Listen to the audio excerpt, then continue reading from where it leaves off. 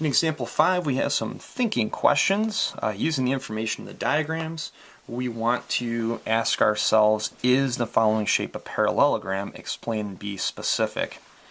Well, to figure out this missing angle, we need to take all these angles here, these three of them, add them up and take them away from 360. So let's see what happens when we do that. 50 plus 130 plus 130 here, and that's going to be the measure of this angle. Well, if we add all these up, we get 180 and 310, and 360 minus 310 is 50. So that makes this angle 50. Is the following shape a parallelogram? Yes, it is. Opposite angles are congruent, and they also are supplementary. So we could say yes, and our explanation would be just that we said previously. Is the following shape a parallelogram? Explain and be specific. I'm going to say for this one, probably not. 40 and 40 is 80, and so if we take 360 and subtract 80, we have 280. But how we split that up between these two angles doesn't have to be the same. Like it could be 280. And in that case, we wouldn't have a parallelogram. The only situation where this would be a parallelogram is if each one of these angles is 140.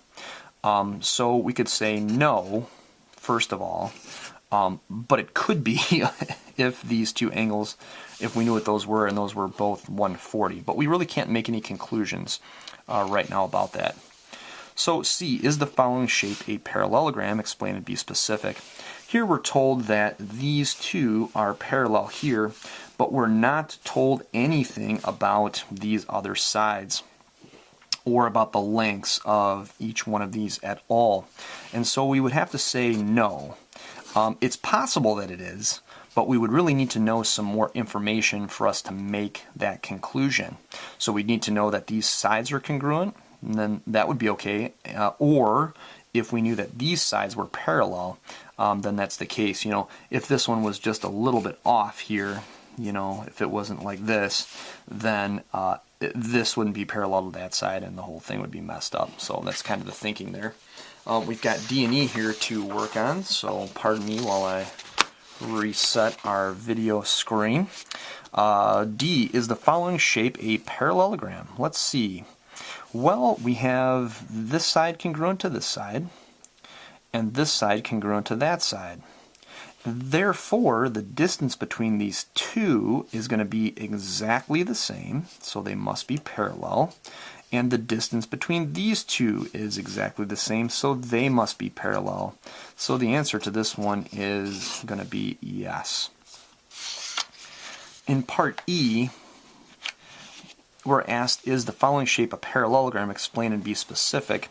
And it looks like we have one parallel mark on each one of these, meaning that all four of them are parallel to each other. It looks like they intersect here, so I am not sure what's going on with this one. I'm going to put a big old red X through this. You can't have two sides of a four-sided shape being parallel to the other ones or all four at the same time. So I'm going to say no, this kind of is a little bit garbage, and you'd have to know that these two are parallel and these two are parallel, but all four of them can't be parallel at the same time to each other.